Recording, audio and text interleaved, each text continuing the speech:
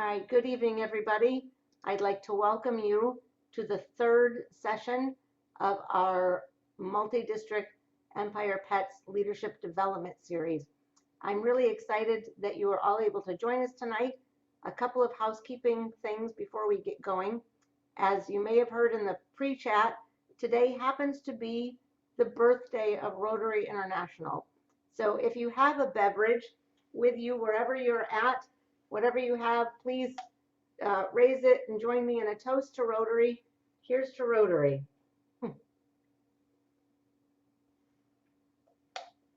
Happy birthday to the organization that's responsible for bringing us all here today.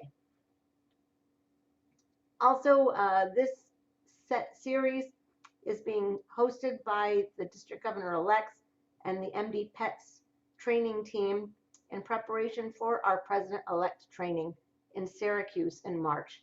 If you have not yet registered for that, Rolf was kind enough to put a link for that registration in the chat. Please do so. And if your club is not able to send their president-elect to this training, we encourage you to find someone to represent your club to this training. We are going to be in person, and we're looking forward to a day full of fun and learning and fellowship. It is my pleasure to introduce the third speaker for this series.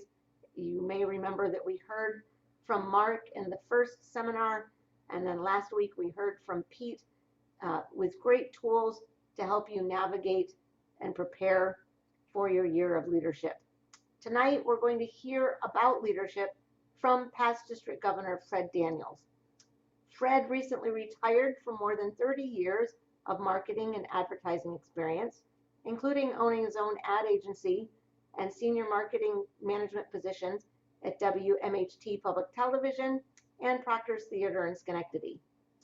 In Rotary, Fred has been a proud member of the Schenectady Rotary Club since 1988. He was president of the club in 2010, 2011. He was also Schenectady Rotarian of the Year in 2010. At our district level, he has held numerous committee positions and was Rotarian of the Year for District 7190 in 2017, before he also served as district governor in 2017 and 18. He's currently chairing the district's Peace Scholar Fellowship Committee and is active on our district membership committee. Before I go into a coughing fit, I'm going to tell you that he is president of the Fred Harris Daniels Foundation of Worcester, Massachusetts, which is a multi-generation family foundation founded in 1949. He works with 11 extended family members to oversee distribution of over $1 million in grants to Worcester County annually. The foundation continues to develop a strategic grant focus on girls aged 10 to 14, which has been a priority for the past 15 years. And he lives in Rotterdam with his spouse of more than 40 years, Christine, and spends time with his 2 adult daughters, granddaughter and grandson. But to me, he's just Fred. Fred is the reason that I am district governor, because he's the one who put the bug in my head and said, you know, you ought to think about being a district governor someday. That's right. So you have him to blame. Thank you, Fred, for joining us tonight. I'm excited to hear from you again. Please feel free to take the floor. It is all yours. Thank you, and good evening, everybody. It's a great pleasure to be here. I always hate those bio things. I just got to get it down to like 2 sentences, and then I'll be happier about it. And if you think it's tough working with your Rotary Club, try working with your 11 cousins. That's a challenge just in and of itself. Well, tonight we're going to look at leadership styles and skills that are associated with good leadership as you think about gearing up for your presidential year. Some of these insights might be valuable to you. I'm hoping that they will be. There'll be various times through the course of the presentation that I'm asking questions that might encourage you to do some thinking. I'm trying to hold some time available at the end of the presentation for a little bit more of a free-form conversation, but I'm perfectly fine to the degree that time allows. I'm perfectly fine answering questions that happen that occur to you during the presentation. So in that scenario, kindly just use the reaction to raise your hand, and I'll call on you at the right moment. Also, if you want to put questions in chat, Denise is monitoring the chat for us, and she'll break in with particularly timely questions. But a lot of these will then also have sort of a prompting screen at the very end of the presentation that will reiterate some of the things that we've discussed during this time, and hopefully we'll have some leftover time for some broader discussion amongst all 73 of you, is the count currently on the call. So I'm grateful to be here for you, and hopefully I won't screw it up too bad. So let me go right to this screen, and hopefully you can now see the screen. As soon as I get some control and then do a little more adjusting of my own personal screen, then I'll be in good shape. Trying to get that to go up higher. How do I do that? Well, I'm not going to worry about it. So this is us. Here we are. It's the 23rd of February, and this is a presentation about leadership development. So the question I really want to ask you is, what is your leadership style? What is your leadership style, and how do you know what your leadership style is, and how can you take advantage of your leadership style as you lead your club? So there's a number of different styles, and I'm just going to sort of move through them quickly, and we'll have a little discussion about each of them as we go. Perhaps one of these speaks to you. Maybe you're a transformational leader, and this is a person who is inspiration. You've seen people who you think, wow, boy, I'm just so inspired by this person. Your club might be in a spot where an opportunity to be thinking about doing some dreaming. Maybe it's a brand new service project or some new energy coming in from new Rotarians that you're adding to your club. This may be where you want to capitalize on a transformational style that you may have to encourage people towards a new set of dreams. Very many times, presidents of clubs are servant leaders. It sort of dovetails, of course, with our primary emphasis in Rotary of service above self.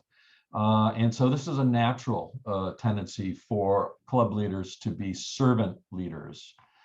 But oftentimes you find a person who's very good at developing people.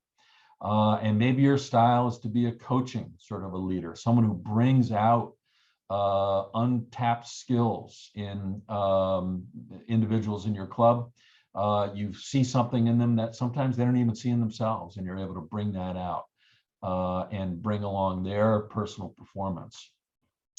Other leaders are affiliative. They're very good at developing teams, very good at highlighting cooperation and finding synchronicity. Sometimes this is a leadership style that's really important, especially if a club has some tension. We're going to talk a little bit about building consensus. So some of these characteristics of leadership as a style can also be very useful to you as you work through your year. Other leaders are participative. That's just drawing on the skills and the folks that are around you. You've all worked for leaders who are constantly saying, I really am just bringing the people to the conversation and then letting those folks with their knowledge and their skills work out our goals and to achieve our goals. And then sometimes you just have a leadership opportunity that really sets a very high standard for performance, really is one that's very focused on meeting metrics that you would establish. I'm sure some of you have used the RI website to set goals for your club, either on for Rotary Foundation or for volunteer hours or things like that. You may have particularly complex projects that you need to be working on. And so sometimes this kind of a style is a very, very effective approach as a leader. So it really is a question of what kind of a leader are you? And so let's just talk about some of the skills that can really assist you with regards to being effective as you begin to lead your club. One of the things I want to emphasize too is that this is your time right now, from this period forward to July 1, to put in place the tools and techniques that will carry you through your year as the president. You have sort of limited power. Your current president is maybe ceding power to you a little bit, and you're probably already very active on a number of committees in your club. Use this as an opportunity to try some different styles, to try some different approaches, to concentrate on these skills and figure out maybe which of these skills you're strong with and which ones not so much. So I'm just going to list these, and then we're going to go through them in some detail coming up. These are effective leadership skills: good communication, and that's both speaking and listening; goal setting, effective goal setting; building consensus in your club is a very important skill for leadership; teamwork, being adept at pulling teams together and bringing them to a shared purpose and getting them to, work with some degree of, effectiveness; managing time. Your on July 2nd, your email strand will go from, however many there are today to roughly twice what you have, as people, want to know what your reaction is to this, that, or the other thing. So managing time, managing other people's time ends up being very important. And while you're engaging in any of these skills, it's a tremendous opportunity, especially with younger Rotarians who are in your club, maybe because they have an eye towards developing their professional skills, to engage in some mentoring, but also, most importantly, because you're the one who's got to, sleep well at night, to make sure that your leadership of your club lives your values and also reflects Rotary's shared values. So as you're engaging in goal setting and building consensus and all of that, look for those mentoring opportunities in your club and live your own personal values, your own ethics, your own work ethic, your own moral ethics, as well as the Rotary's shared values. So let's talk a little bit about communication. So there's a handful of different styles, depending on what kind of a communicator you are. And you've seen these in various people that you look up to and respect, or maybe criticize in your own thinking for their leadership activities there. There are folks like my wife's an attorney. She uses a lot of analytical style in the way that she leads, and I'm always losing her unemotional argument with her, which is when it's unemotional and logical, I tend to lose. Intuitive communication style. These are sort of theme builders, people who go to the broad strokes of it all, leave the details for other individuals to work out. If you feel that your communication style is sort of an intuitive one, then you look at things like building consensus and team building as a sort of a building block tool for the leadership efforts that you do. This is my leadership style. Communication style is functional. I am very process oriented. I really concentrate on the details and the planning. So aspects of team building end up being very important to me because I need to bring people to my team who can supplement what I'm doing and who also sort of understand and agree with process. And then the personal communication style, someone who really is empathetic, connects emotionally with members of the club, very good listener, and all of that. Those are some of the communication styles that people fit into. It's likely that you're a combination of several of these, and so you should be on the lookout for that. So when we think about communication, it's more than just talking at people. It's talking with people. It's more than just hearing people. It's listening effectively. So one of the things that, excuse me, I think people tend to overlook is that not everybody responds in the exact same way to the exact same communication format, and these are the obvious communication formats. So it's important as you think about, what's going on with your club or with any committees or teams that you're building there, it's important to really figure out how you're going to effectively get information to them. And so you really want to make sure that people are actually getting the information that you're providing to them. So I think it's important to have a clear sense of what the protocol for communication is with your team members, really understanding what it is that, you're expecting them to do. If you're going to be primarily communicating by meeting, then there's a clear sense as people are on your team that you'll be meeting frequently or regularly, and that you're hoping and anticipating that they'll be present in those meetings. I oftentimes use one format to alert people to another format of communication. I have people, for instance, that I send texts to, letting them know that I just sent you an email, because I know they don't read their email but every 2 or 3 days. So I send them a text saying, I just sent you an email because I want you to read the email. And I'm always in my communication efforts, and when I'm reaching out to members of my team, I'm always asking for them to confirm. And it's one of the things I tend to follow up on. Again, I'm a detail process-oriented kind of person.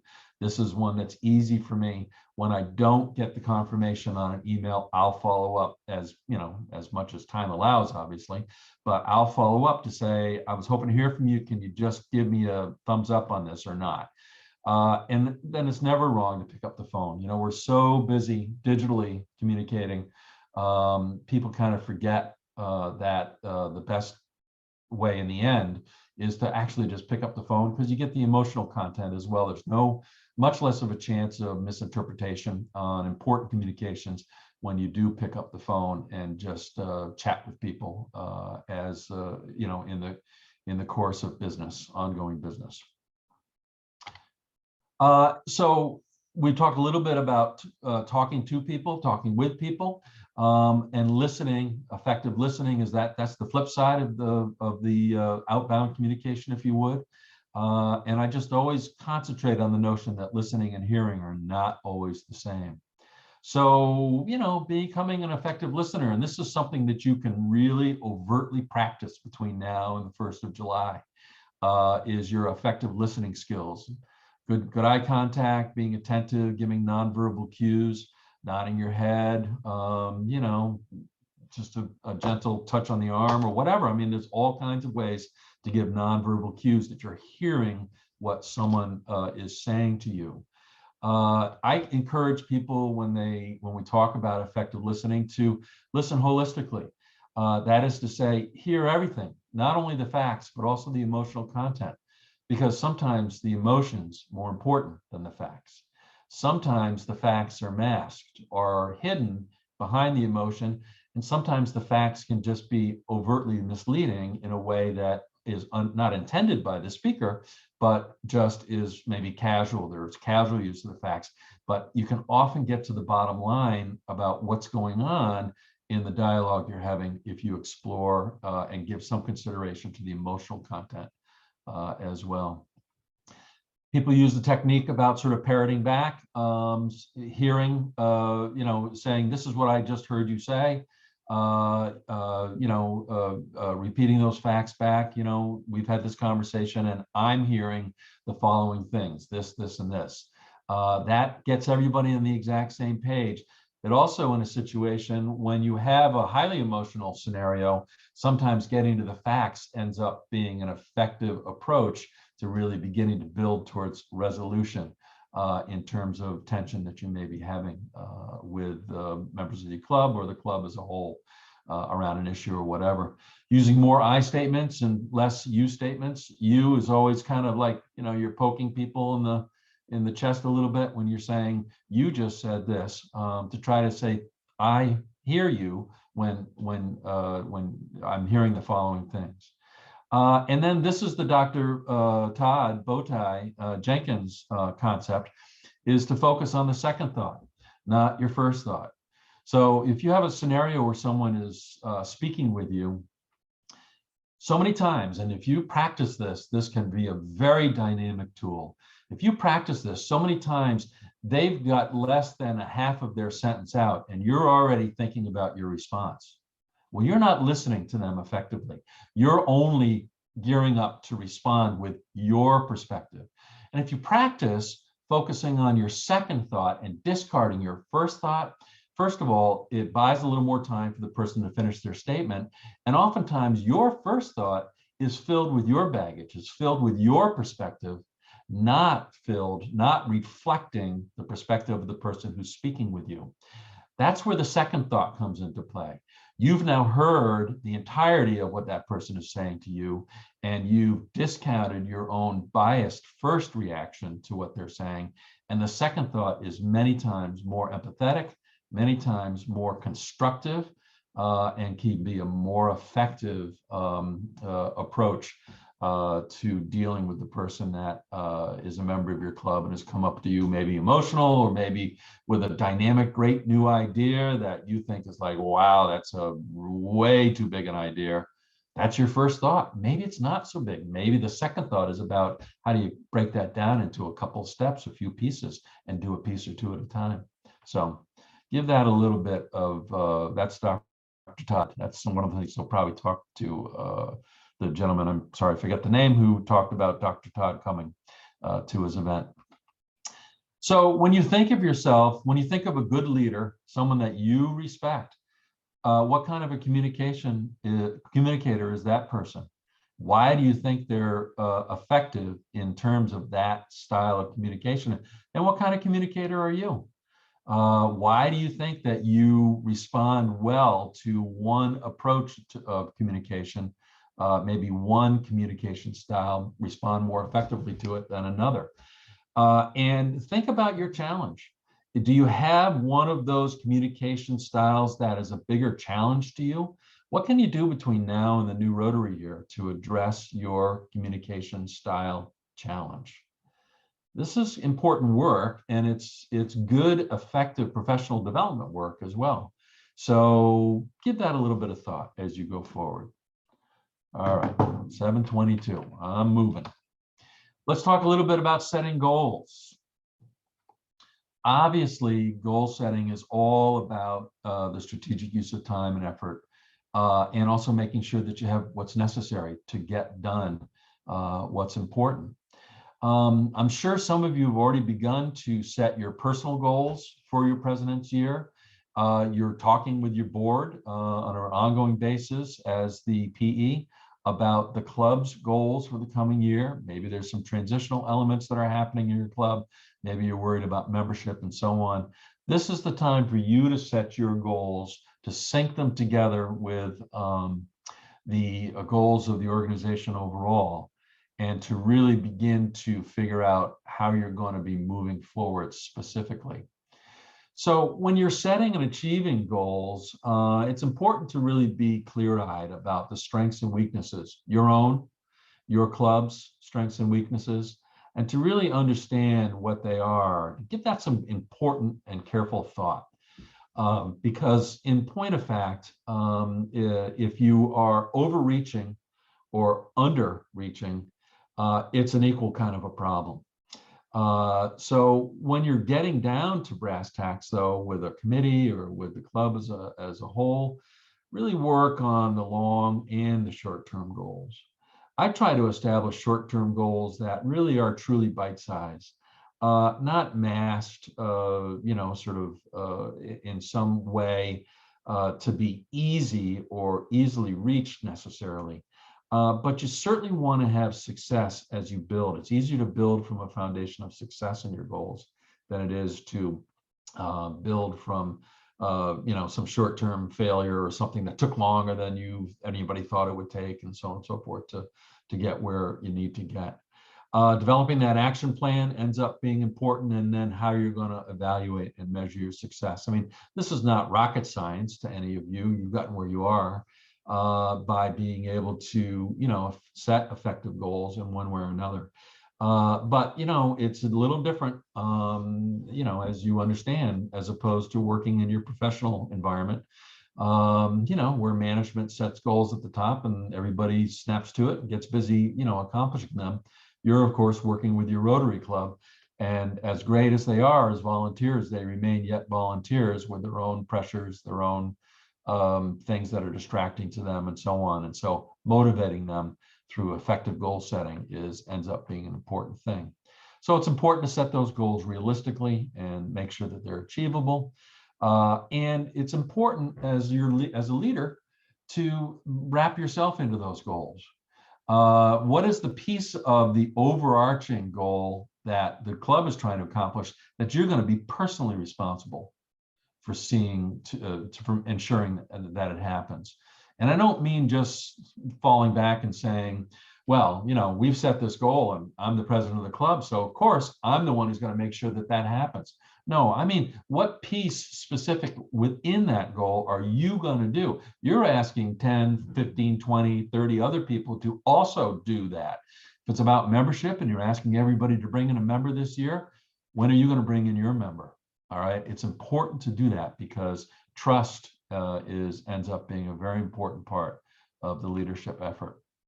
And perhaps the most important of all is to do a lot of celebration of success and recognition of those who've helped. I was having a conversation with my own club, Schenectady Rotary Club, just the other day about the fact that because we've been Zooming and sort of in COVID for so long, some of the things that we would have normally done in a typical pre-COVID year that would have been recognized and been great and helpful, we haven't really done them. So we've actually had fewer opportunities to recognize success and celebrate success.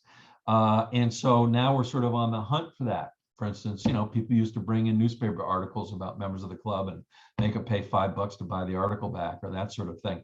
We kind of got away with that from that when we weren't meeting in person, but it certainly can be done by Zoom or in the hybrid mode. So let's celebrate those successes both within the club and in people's lives outside of the club. Building consensus, another category of leadership development, the pieces of being a good leader. Building consensus in your club ends up being critically important, of course. Working with volunteers, people have to pull the oar in the same direction. Otherwise, you just go around in circles. So, the real challenge around consensus building is that everybody has a different point of view and a different place where they want to start. And so your job as a leader is trying to get them all to get onto the same page, pull the oar in the same direction, and sort of start from the same place. So it's a fact that when people are more involved in the early decisions, they're more likely to have a higher morale and better trust, and more likely to support the solutions. This is really about organic team building, really about organic work that you do at the club level, not from the board level down, but from the club level up. So again, I refer to my own Rotary Club. We just engaged in a reimagining a comprehensive membership plan that really strives to cross-fertilize all of the standing committees in our club. We have about 50 people in our club. All of the standing committees sit on each other's committees. And there's been ample opportunity for everybody in the club to participate in some way or another in one aspect or another of the membership plan, because we're trying to build it from the ground up. Ultimately, then when the hard ask comes, like this is the time period everybody's going to bring a member, it's a whole lot more plausible to get them to support those solutions.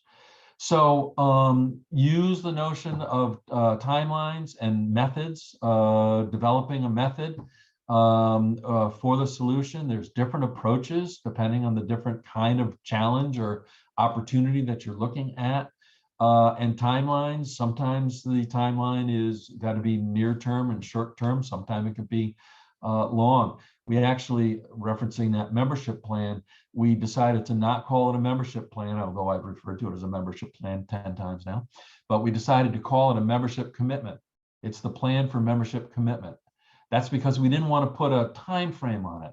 So many clubs sort of do membership in the spring, and we need this to be something which is ongoing and consistent over time. Trying to get from each person what they want from that situation. You can't please everybody all the time. But if you're effectively listening, when you end up saying, no, we can't do it in that way for the following reasons, It's a whole lot easier to make that happen if they believe you've heard really what they've said. And that's the whole thing about understanding what's really critical. Some people will plant their flag, you know, that old saying, this is the hill I'm going to die on. Some people have those hills, and understanding who, you know, where those hills are ends up being really pretty important about building consensus.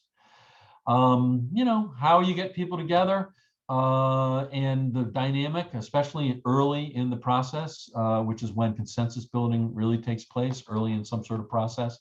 Getting them together in different ways and frequently is useful. Making sure everybody's focused on the outcomes, the goals, the desired outcomes, and not being scared to step back and rework a situation ends up being really, really important as a technique and a tool. So I'm sure that all of you have one kind of issue or another that is facing your club where there's no real clear consensus. My club has struggled variously with whether the you know, the opening moment of our Rotary Club meeting should be a prayer or should be a non-religious statement of some sort. We have, you know, worked on trying to find consensus there. And we end up with a solution that has us rotating, you know, between, you know, sort of a Rotary moment as opposed to an invocation. So you probably have, I know a lot of other clubs have tension that sometimes comes between sort of traditional Rotarians versus some Rotarians who have come in under, you know, in a time when a tradition has not been such a strong variable. So, you know, you think about a little bit about what your critical issues are and, you know, try to figure out, you know, what are the tension points around it. And, you know, where might your leadership work? Where might you, you know, put your emphasis towards trying to achieve consensus on the issue? I've often counseled incoming presidents to develop two sort of quiet groups in their club that they can work with quietly. I always encourage incoming presidents to look at their board. They know who's going to be on their board, including the incoming board members will be determined more or less through this time period here.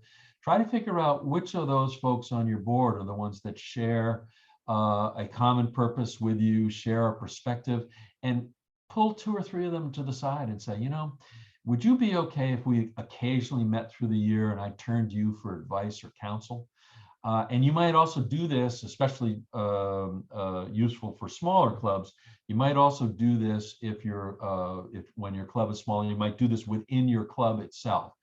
Try to find that group of 2 or 3 or 4 people that you can turn to for quiet advice where you've got some trust, some confidentiality, because in the end, what happens if an issue does come to the fore, where you do have to sort of plant your flag as the leader, you're going to have some built-in support because you've engaged in conversations quietly behind the scene with some people on your board and or your club.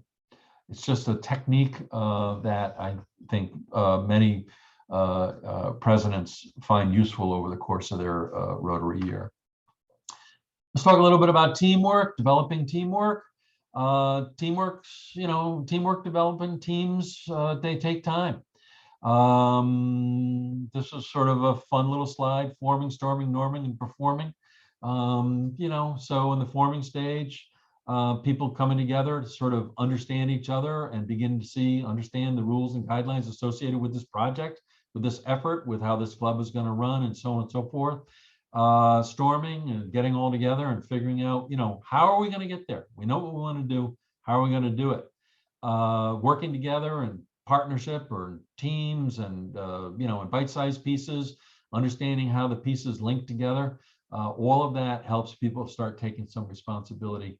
And ultimately, your team is strong and organized. So it takes time to do that. And that's why I think I want to encourage you to start now building the teams. And, you know, I talked about some of those quiet support groups you might develop in your club, but in as much as you might want to be participating with standing committees, even as early as now, even if you're not actively responsible for that committee, pretty important to understand where they are and what they're thinking about.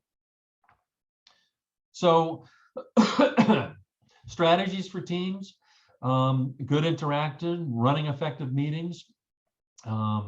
I really emphasize the respect that a good leader gives to the time and energy of the people who are participating on their team. And they do that by keeping meetings well agended and on time.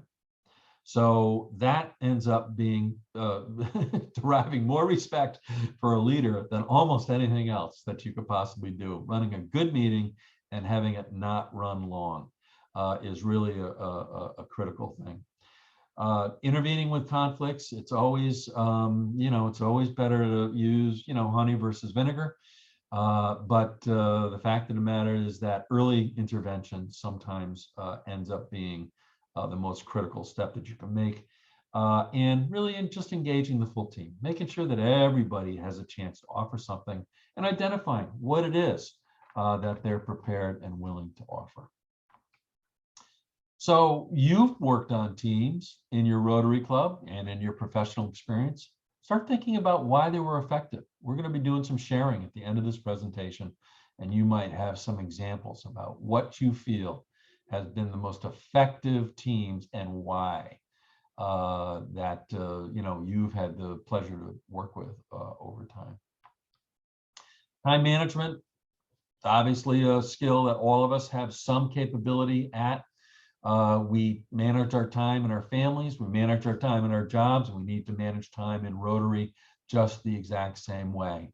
So you want to be productive and you want to stay organized, focused, and prioritize. So I use this matrix often. Some people do a to-do list. I put my to-do list into this matrix rather than just having a big long list from top to bottom. I put my to-do items relative to my Rotary commitments into this matrix. And it's a standard sort of matrix that you've seen applied in numerous different scenarios where you have important and urgent in the upper left-hand quadrant, not urgent and not important in the lower right-hand quadrant. Fit your activities in there. Put your goals in there. Overlay it for goals, overlay it for individual specific teams that you're working with. And make sure that the way you prioritize the time that you're spending on these projects matches up with ensuring that the goal is realistic and is going to be achieved at the end of the day. So I found it useful to put my own personal to-do activities into a matrix like this. And so it might just be useful for you as well. So, are you struggling with time management? What strategies and tools have you employed to improve your management of time? Give that some thought. We're going to have the chatting opportunity here and answer some of the questions in chat as we go forward towards the end of our session here today. So that actually is the end of our session here today, my formal presentation on the session here today. So I took about 40 minutes. I was told I'd have somewhere between 50 and 60 minutes. So we have something in the neighborhood of 10 to 20 minutes to have an open discussion. So Denise, you've been monitoring chat. Maybe there's some questions in the chat that might come up. There's actually a really great comment that Rocky shared in relation to the importance of listening and truly listening. And it's the comment that, that's why we have 2 ears and only 1 mouth. That's right. Yep. Because we need to listen as much or more. Jen did ask about, we have had some questions that have come through about previous sessions.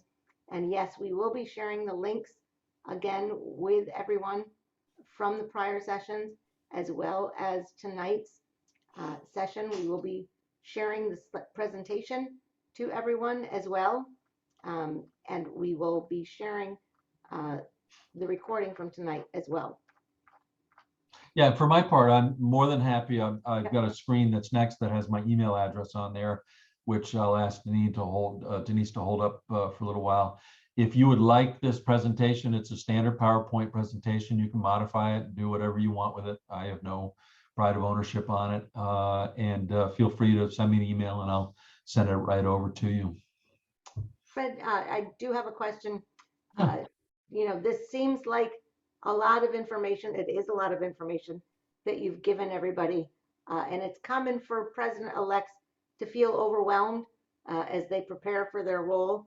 And what would you say of these key elements is going to be most important for them to start with first as they're preparing? Yeah, I think really understanding your leadership style and then figuring out how to utilize your personal style effectively. So let me just do this here for a minute. I've just stopped the share. Let me just go back to this version of it so that I can pull up those characteristics of leadership styles.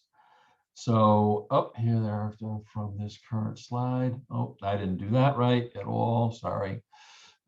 Sorry for all this jumping around. Don't you hate that? So here we go. In terms of figuring out, I think, where you fit into these 5 categories here, it drives a lot of other kinds of things that you would take. So for instance, if you really are a servant leader, you emphasize that it's your responsibility to serve others. This is where, for instance, volunteering to sit in with other committee chairs and understand what's going on in their committees so that you can have a more effective conversation about where they're going and what they're doing. That would be an example of that. You may find, though, that your style is a pace-setting style. And so you're really sort of working on the top line, the kind of people that you want to draw to your teams or the conversations you want to have with your committee chairs, then really focuses on the fact that I'm relying on you for your process and for your accomplishment of the goals. I'm saying, here's the goals that we're reaching towards. I'm relying on you to execute those because I'm going to set that high standard.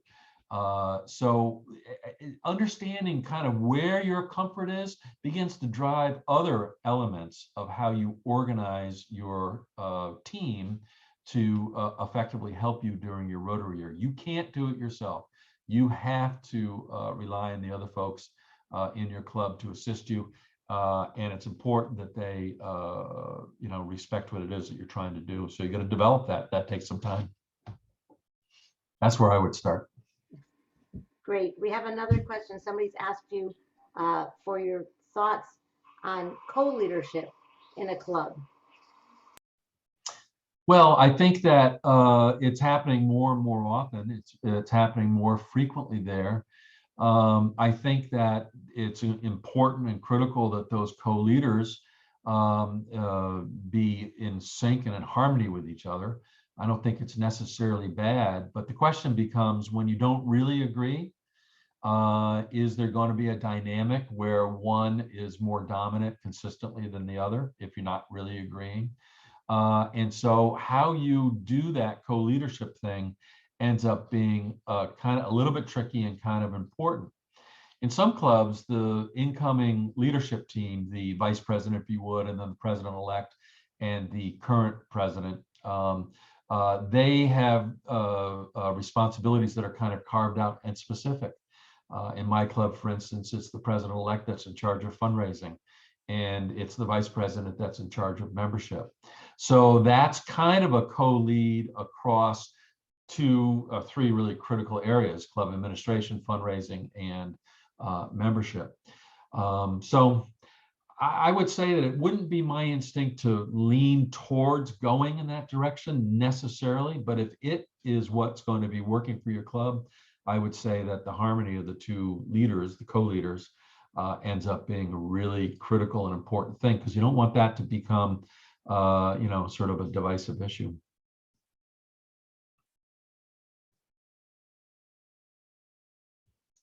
Other thoughts or questions? Let me go here and Yep, see if I we've can got get another anybody raising hands. question here. In my club, we seem to have lost enthusiasm over the COVID period. Do you have any thoughts on how to recapture it and rebuild it during, as I step into presidency? Well, this is a great question to ask. And it's a great question to put to the people who are on this call. How do you rebuild enthusiasm as we exit out of COVID? It's really, I think it's a widespread problem.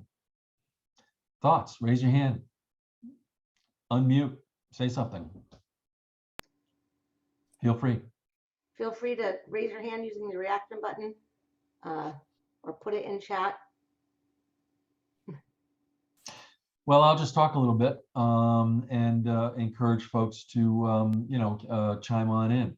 So rebuilding enthusiasm. So there may have been a service project that went sort of fallow or sort of lay down during the COVID time period because you couldn't really effectively execute it.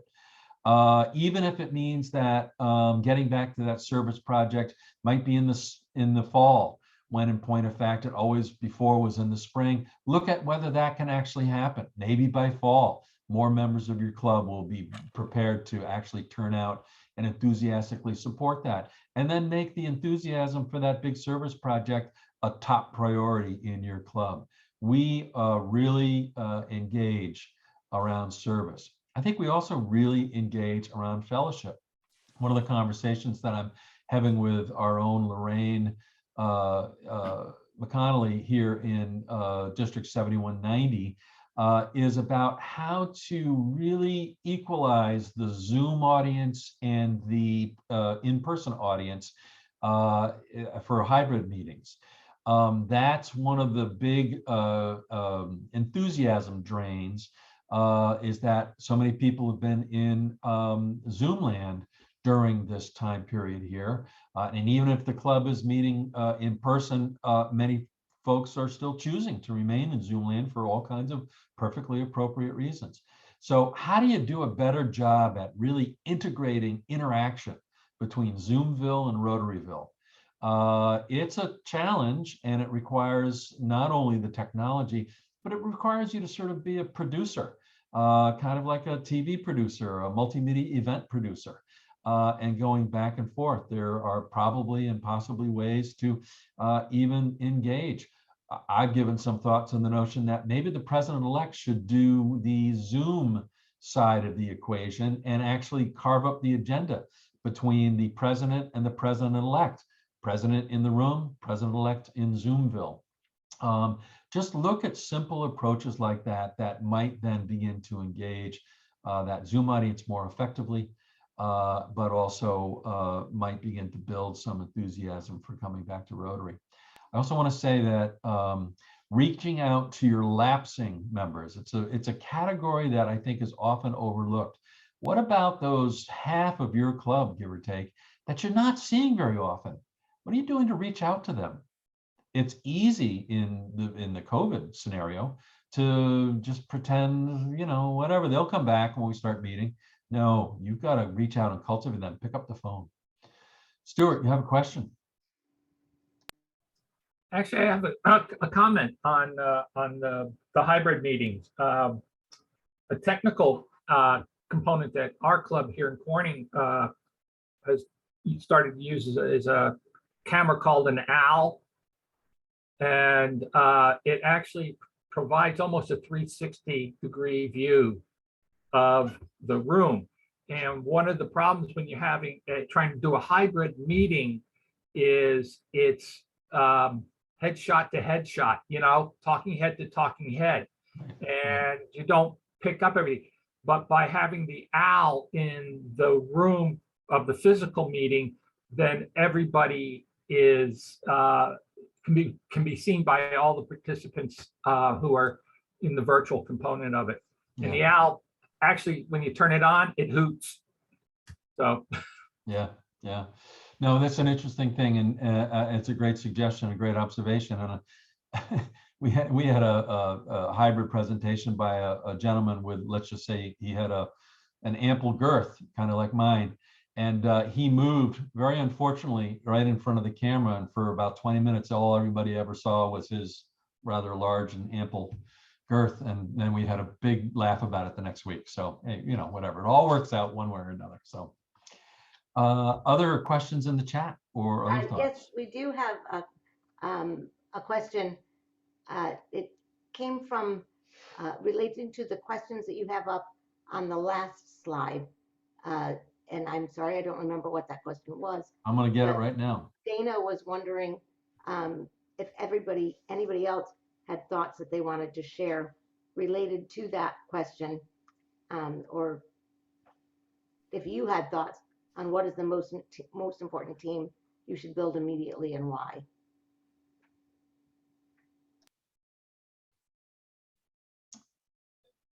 Are you asking me, Denise, or Do you want to take a stab at it, or sure? You know, if somebody else has The wants most to jump in. I see Rolf has his hand up. Yeah, the most common communication style that I encounter is a top-down style. I think that's kind of, you know, the corporate style. Sorry, Fred, the last question. Oh, I'm most sorry. Important team you should build and why? Oh, the most important team you should build. I think that depends from club to club. What is the biggest challenge facing your club? As president, you know, it's an opportunity for you to make a mark on the biggest challenge that your club faces, whether that's an enthusiasm gap or whether it's a membership issue, or if it's just about the lack of a vision for the future, which is maybe impeding growth and the club is sort of stagnant. Figure out what a team to address that needs to look like, and look around the room and see who the people are who might have a passion about addressing that particular challenge. Rolf, did you want to say something? Sure, thanks, Denise. Yeah, you know, as an additional answer to that, it's also what is your goal for your year? And if you have a very defined goal for your year, who do you need to help you accomplish that? That's your most important team to build immediately, because that goal is not going to be done overnight. It's going to take you probably your whole year to work it into your club's culture to get it done. So if you have a defined goal, that's the team that you need to build to help you get that goal accomplished. That's a great answer. Yeah, you're absolutely right. Okay, we've got time for a couple more questions. Sue has a question for us. Please share your strategies for delegating to members that are reluctant or unable to volunteer. Well, I have to say, being reluctant to volunteer is a lot different from being unable to volunteer. So let's just talk about being unable to volunteer. They're unable to volunteer perhaps because they're physically unable to volunteer. They're nervous, they're sort of COVID anxious about volunteering and so on. I just think that the most important thing you can do with a person who's unable to volunteer is to demonstrate empathy for whatever it is they're going through, but encourage them to do some thinking about small ways that they can participate. There's always small ways to participate, even if it's not in line with something the club is trying to do as a whole. For instance, someone brought up just the other day, there are senior citizens and senior citizens home everywhere around. You can get the names, the first name and the address and the room number of senior citizens' room. If you're unable to go and clean up the park or build the bench or do the kind of thing, just ask the person, would you mind sending one note of encouragement every week to a senior citizen? I'll help you get the list, not a problem. Now they're doing something, they're engaged. That's not a club goal, that's not something, but they are able typically to do something like that. That's on the unable category. The unwilling category, that's a lot different. And I think it's a lot more of a challenge. And so the question really comes down to trying to figure out where their passion is. What's their passion point? What are they? Why are they a Rotarian? So, because the answer, we all know why people are Rotarians, They're Rotarians because they want to serve. Well, if they're unwilling to serve, that's not the reason they're a Rotarian. Well, what are the other reasons they might be a Rotarian? They're a Rotarian because they have fellowship. They enjoy the fellowship piece about it. Well, figure out how they can be more effectively engaged in the context of a fellowship. That's their passion point. Maybe the issue is that they had joined Rotary because they thought it would help their business prospects. Well, is there a way to match that unwilling person up with someone who is in a related or similar industry with more business acumen, perhaps, or supplemental or complementary business acumen, and connect with that person? One way or another, those unwilling to volunteer people, if they're engaged, eventually they'll come around, and there's always something for somebody to do. And then you recognize it. You recognize that person who's sending a note every week to the Senior Citizen Center. You recognize the person who's engaging in professional development by recognizing your mentoring program and giving both the mentor and the mentee some props from the podium. That's the answer, I think, to the unwilling piece.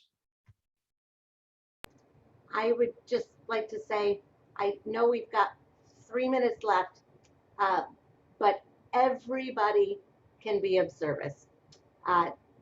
People don't often think of people with disabilities as making good Rotarians, but if you can't tell, I am disabled and I use a wheelchair for mobility. And we have another disabled woman on the line with us tonight who's going to be president of our club next year.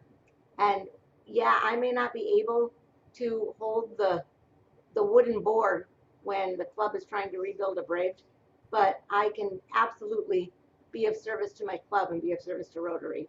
It's just finding a way for your members to be involved in a way that's meaningful to them and meaningful to the community. So I just want to echo Fred on that. Yeah, get outside of the box. Absolutely. We've got lots of comments in the chat thanking you, Fred, for your presentation.